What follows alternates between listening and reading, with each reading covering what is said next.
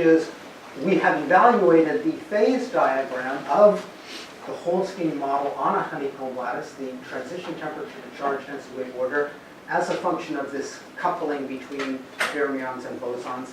And we believe that we've calculated the position of the quantum critical point between a semi-metal and this charge density wave ordered phase, the analog of the Hubbard model quantum critical point between a semi-metal and antiferromagnetic order on a honeycomb lattice. And I should mention that Jiang's and Martin Hohenauer's group has also looked at this phase. Okay, let me quickly tell you about what is perhaps most exciting to us right now and perhaps most relevant to discussions here at this conference. We've been developing, George Petruni and I, a new Langevin-based quantum Monte Carlo algorithm. And let me tell you quickly what that means. Many quantum Monte Carlo approaches proceed by proposing local moves to the degrees of freedom. That's done because it's then inexpensive to evaluate the change in the action, and in particular, in fermionic simulations, the change in the action goes as the square of the size of the system. And if you consider how many degrees of freedom you have, the complete scaling of many fermion algorithms grows cubically as the number of electrons you're trying to simulate.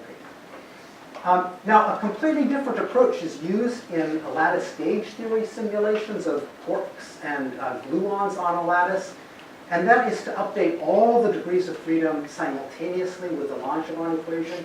And what is found in that community is that the scaling is linear in the number of quarks, the number of fermions that they have. We would love to be in the same situation.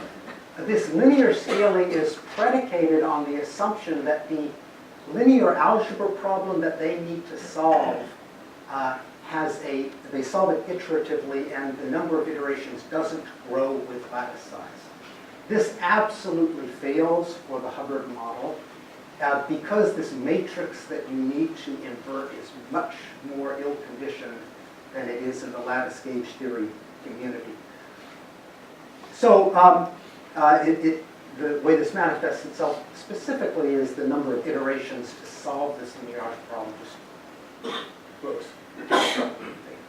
So our observation is that this kinetic energy piece, the bosons hopping around on the lattice, if you will, it actually moderates the eigenspectrum of this matrix. There's no such term in the Hubbard model, but this comes to save you and makes this whole algorithm really work in the case of the Holstein.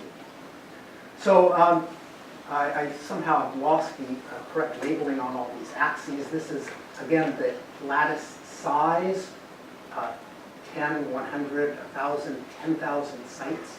I'm showing the scaling of the CPU time for the algorithm that I've shown you all the results for, determinate quantum Monte Carlo. That algorithm scales cubically with the lattice size, and this new algorithm scales almost linearly with the lattice size. And there's some crossover of about 100 sites or so where this new approach is favorable to use. And let me show you that we actually can get some nice, more precise physics out. This is the plot that I showed you earlier, this scaling collapse plot, which allows us to infer beta critical using the lattice sizes that are accessible to the old algorithm. And we can do considerably larger lattices with this new approach, and you can see that our data collapse is much better, and we can calculate critical temperature for the charge density wave transition with considerably greater accuracy.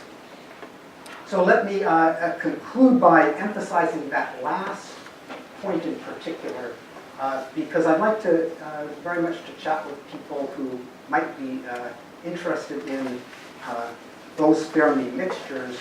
We have this new approach, which we think is really going to allow simulations which previously were simply impossible to do quantum Monte Carlo studies of Bose-Fermi mixtures, and I think we are positioned to tackle some of those now. Thank you.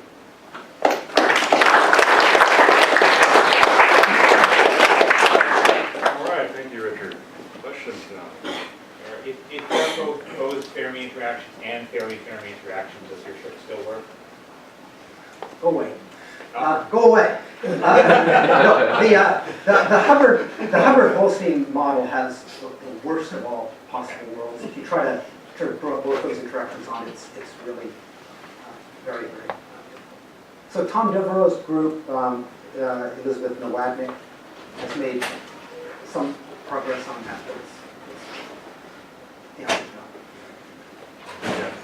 So you emphasize the mapping to the attractive Hubbard model. Yeah. Now the attractive Hubbard model has an extra symmetry which says charge density, wave order, and superconductivity are actually exactly degenerate at half filling.